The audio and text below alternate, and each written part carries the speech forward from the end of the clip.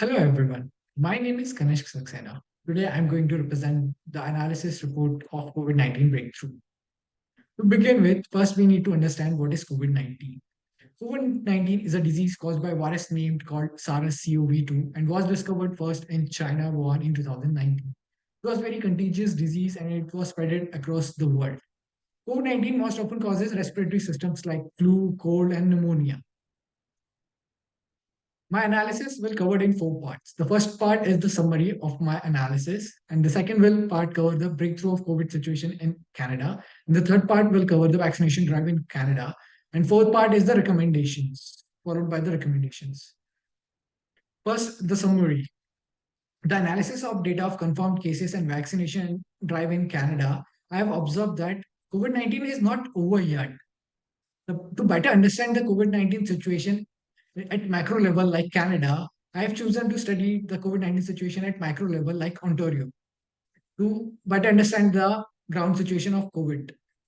I have done analysis of COVID-19 situation in Ontario and vaccination and drive in Canada, and I have observed that the risk of severe illness from COVID-19 still increases with the age.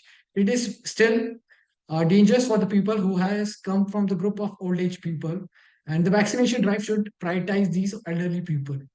Achieving high vaccination coverage in long-term care facilities is critical to preventing additional outbreak of COVID-19. As we have observed in especially in late 2021 and 22, that asymptomatic COVID cases are the biggest concern. Begin the analysis. The first to understand the COVID-19 situation in Ontario, uh, first the analysis I made is the COVID hospitalization cases based on the age group. If we see the young age group, like 5 years to up to the 40 years of age people, these are the pupils who have taken the home isolation when they have confirmed with the COVID cases. If we compare with the old age people like 60, 50 to around 80, we can see that these are the among the people who have taken the major hospitalization cases and ICU intensive care. Yeah, if we compare to the young age people. To support this argument, I want to show the vaccination drive. If we compare that, these old age people are the least vaccinated people as compared to the young age people. These may be the biggest concern that these are the least vaccinated people and they need to be vaccinated because COVID-19 is still not over yet for them. So they are still at the risk of COVID-19. So we cannot say that COVID-19 is over for the old age people. If we move to the second argument, if we talk about the total number of deaths based on the COVID symptoms, if we see the initial trends, we can see that the highest number of deaths in 2020 and 21 are caused by the symptomatic COVID cases. But in 2022, the things has changed rapidly. If we see the ratio of asymptomatic cases and the symptomatic cases of COVID deaths, if we see that they are almost equal.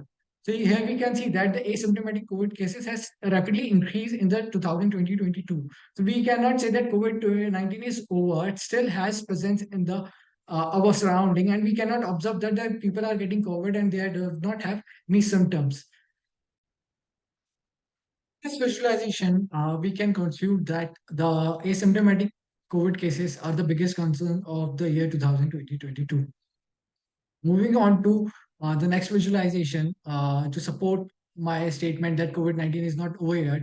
If we can see the in 2020 that the COVID came to Canada through international travel, but still then it transmitted all over the Canada. Then it become a domestic acquisition transfer of COVID. If we see that in 2021, see the similar trend was shown that the COVID cases from international travel was very less as compared to the domestic transmission. Similar case was seen in the 2022. So we cannot say that COVID-19 is over. It is not available. Is not here in Canada. We cannot say that we have done with the war with COVID-19. So they are still has the COVID-19 still has presence in Canada. We have to fight with it. So if we talk about especially the Ontario in 2022, the domestic transmission of COVID still has the highest percentage as compared to the international travel. If we talk about the COVID vaccination drive by the age group, where we can see that the young age people from 12 years to 39 years, they are the maximum vaccinated people. They have taken the maximum first dose, second dose, and booster dose. If we talk about the old age group, they are the least vaccinated people. They have taken the least first dose, second dose, and booster dose. So here, this is the situation. We cannot say that COVID-19 is over for these people because they are still under the risk because they are not highly vaccinated. If we talk about the fully vaccinated people in Ontario region, the similar trend we can see that the young age people like 18 to 29 years, 5 to 11, 12 to 17 years old, these are the maximum fully vaccinated people. And people like from 70 to 79, 80 plus, 60 to 69 years old, these are the least vaccinated people. They are still at the risk of the COVID-19, as we have seen in the previous graph as well, that these age group people are the most hospitalized people. So they are still under at the risk. If we talk about the total population of Ontario, it is a 15.6 million people lives in Ontario. If we talk about the fully vaccinated people in Ontario, only 4.6, some 4 point, approx 4 million people are fully vaccinated. If we see the year 2021 and 22, we can see that there is a slightly increase in fully vaccinated people. There is still a lots of work to do to make people fully vaccinated, as we are aware of that the vaccination is the only cure to fight against the COVID. So to cover this percentage of not fully vaccinated people, there are a lot of scope to work on it. We talk about the vaccination drive trend.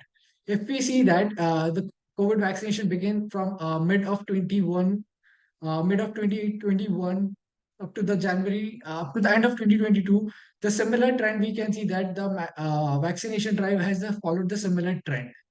If we talk about the vaccination forecasting, here we can see that there might be a increase in vaccination drive, which is the most important requirement of the current situation.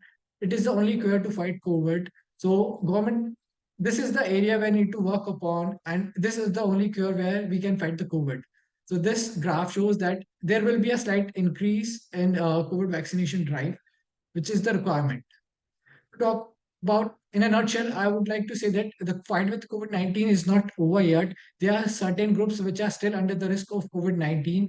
Vaccination drive is not at its full pace and it need to be increased fight against the COVID.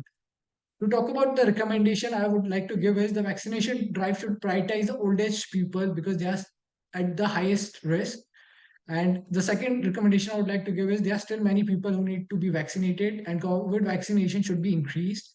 Yes, I would recommend that masks should be recommended to be wear, and especially for the old age people, and old age people should avoid large people gathering. And the last recommendation I would like to give is because there are so many cases of asymptomatic COVID, everyone should be tested if they come into the contact with any COVID positive person.